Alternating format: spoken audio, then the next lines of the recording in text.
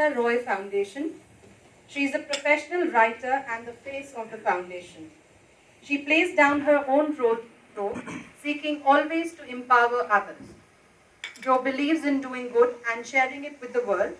Her vision is to create a better world for children with disabilities, and her weapon of choice to do this is to just leap, for she believes the net will appear. Under her leadership, Latika Rai Foundation has received the CNN Real Heroes Award and the Best NGO Award by National Trust India. Please welcome Jo McGowan Chopra.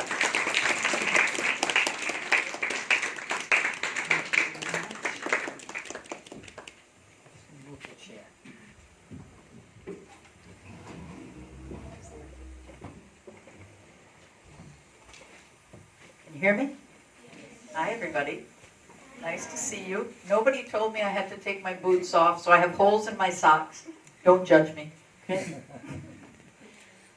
So I'm going to tell you a few stories, and then I'm going to show you a very brief little musical video. But I have to come down here because I have to move my own slides. So I love this expression. Just leap, and the net will appear. Has anybody heard that before? You've heard it? Yes, ma'am. Yeah? Okay, great. So I want to tell you about the first leap that I made that brought me to, not that brought me to India, that was another leap and it's a longer story, but the leap that put me in the work that I'm doing today. It starts in this village down at the bottom here of the screen, and it's just a little ways away from Dehradun, and a little bit further away from Missouri, in a village called Baraskanda. And there, this little baby was born. Her mother had already had 12 children when she conceived this baby. And she decided that she would get an abortion. She came down to Dehradun, and there was only one doctor in Dehradun that she would go to. And that doctor didn't believe in abortion. So she wouldn't do it. And she said, if you want to have the baby, I can help you. But if you want to have an abortion, you'll have to go somewhere else. So the mom decided she would stick with that doctor. And she came down a few months later for a prenatal appointment. She was still pregnant. And she went into labor on the bus. The bus pulled over, and this little baby was born on the side of the road. She was 12 weeks premature. You know what that is, right? To be born 12 weeks early. So she was not ready to be born. She weighed only 1 kilo. How many of you weighed 2 kilos when you were born? Do you know how much you weighed when you were born? Typically, kids weigh 3 kilos when they're born, right? Yes, so most of you. So imagine she was 1/3 the size of a typical baby. So she looked like a little chicken. She had no meat on her bones. Her mom wrapped her up in a shawl, and she brought her into the hospital, and she left her there as she had planned to. And 2 weeks later, 2 young American doctors had come to work in this hospital, and they heard the story of the little baby who needed a home. And the woman said, my sister will adopt her. And the sister was me, and that's how Moi Moi, this is my daughter Moi Moi, how she came into our family.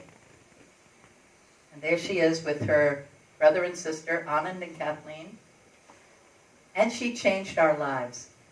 Because you may not know this, but if you're born premature, it's very likely that you're going to have some kind of a learning problem, maybe some kind of a movement problem, some kind of a disability. And this is Moi Moi, and even though she looked absolutely perfect, she did have problems. She had a mental handicap, which meant that she couldn't think as quickly as kids like you can think. She couldn't walk. She couldn't talk. She used a tube to eat. We had to have a tube put into her tummy because she couldn't swallow. And she depended upon us for everything. So, like many parents do, I started the Latika Roy Foundation for Moi Moi. And Latika Roy Foundation is now a big institution. When we began, we only had 2 kids, Moi Moi and another girl named Sakshi.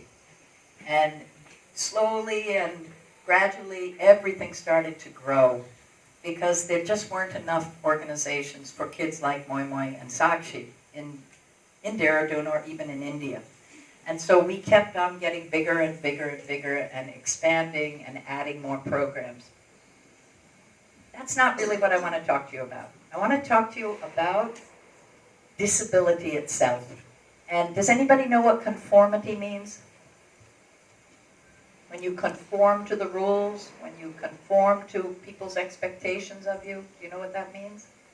Conform means to be what's expected, to be what people think you should be. And disability changes that.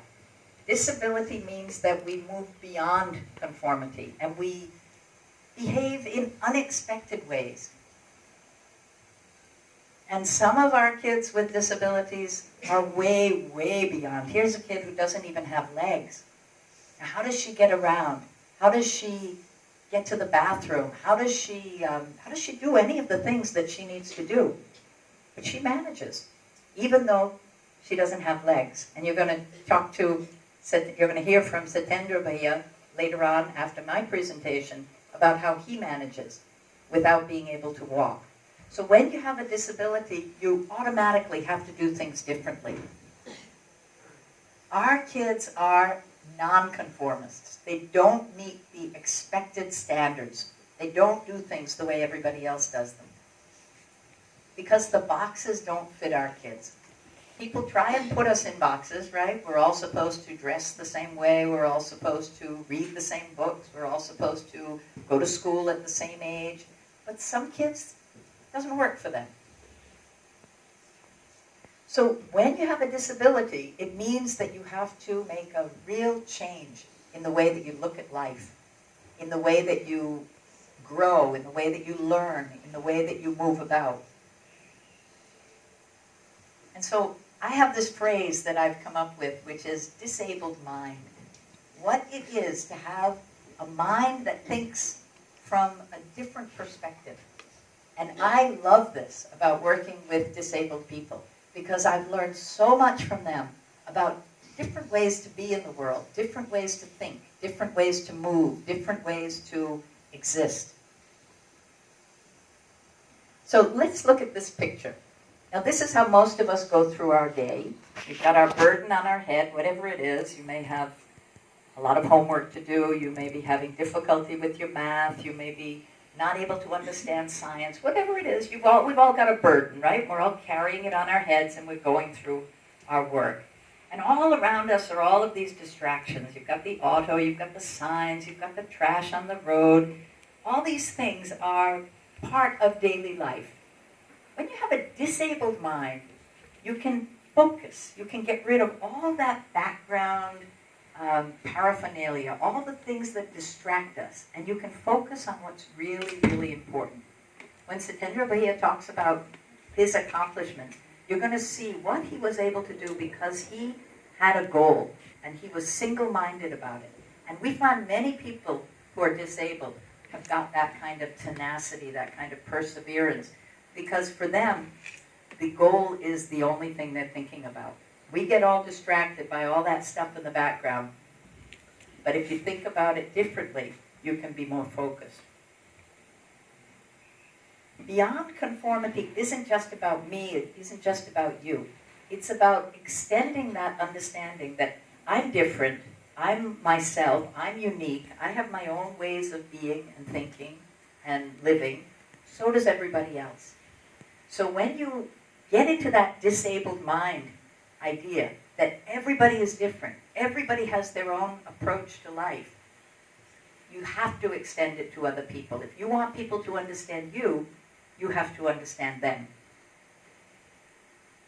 So that means we may have lots of surprises. People that we think are one way may actually be another way. Maybe people are being told by their parents that they should study science, and they actually want to be a painter, or they want to study literature. These expectations that the world puts on us are not necessarily binding. It's not like God told you that you have to be a scientist. If you prefer to be an artist, that's your right. And when we work in disability, we start thinking outside the box. We start thinking of different ways of being in the world.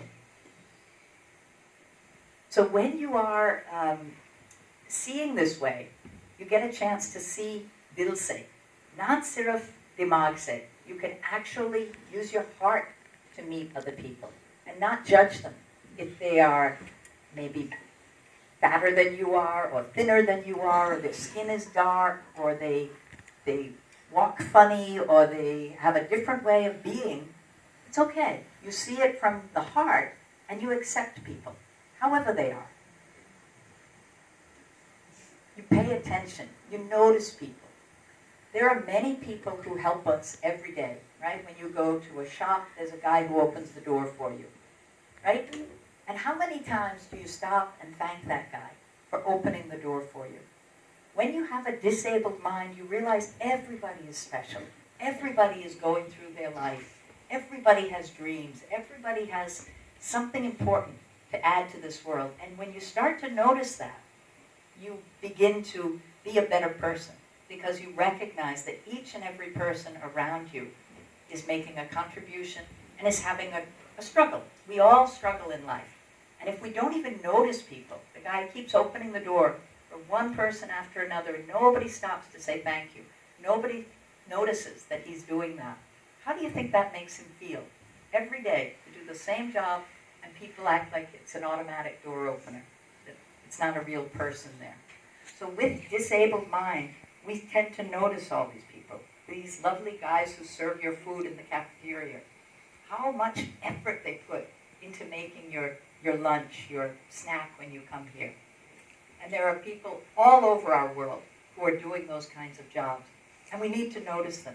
And it's really because of my immersion in disability that I started to think this way, that I started to notice all these people who are making so many contributions that we tend not to see. So when you get that kind of a grateful nature, you start to give more. And when you give, you also receive. Because it's not just about constantly taking, it's also about giving. So finally, I'm going to come back to the phrase that you said you had heard before, just leap and the net will appear. The person who said this was this guy, Karl Wallenda. Karl Wallenda was a famous tightrope artist. Have you ever seen anybody go on a tightrope? Yeah? How many have seen tightrope artists? So they are very, very skillful people, right? They're walking across that tiny little piece of thread, and sometimes in very dangerous circumstances. Karl Wallenda was crazy. He went on a tightrope across the Niagara Falls. He did insane things. And he always had this belief, just leap, the net will appear. And one day, it didn't appear. It doesn't always appear. One day, the rope broke, and he fell. This was in Puerto Rico. He was going between two 50-story buildings. The rope broke, and he plummeted to his death. He died. So that great saying of his, which we love, we say, just leap.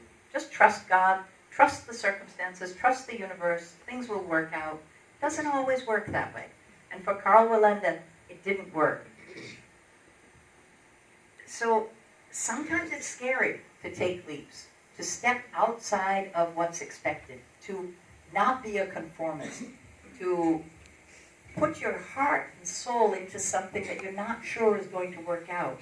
Because the truth about nets is sometimes they fail you, and sometimes you fall, and sometimes things don't happen the way you hoped that they would. My family suffered a great loss about 1.5 years ago when Moi Moi passed away. This is my daughter Moi Moi, and she died unexpectedly 1.5 years ago.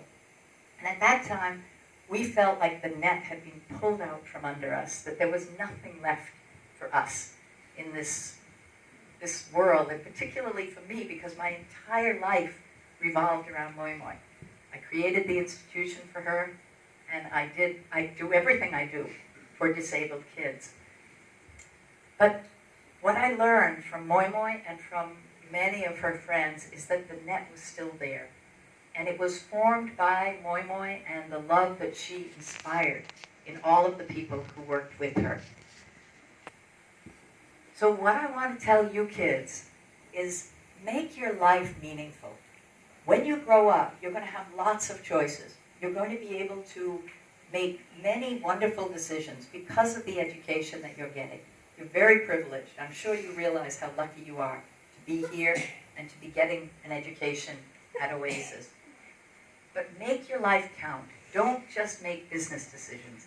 Don't just think, how can I make the most money? How can I be the most important executive?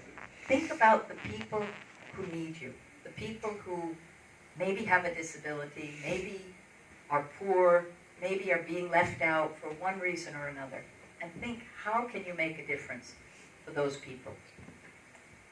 That's what having a disabled mind means. Thank you. And I'm going to just show you my little video, and then I think Satendra is going to come.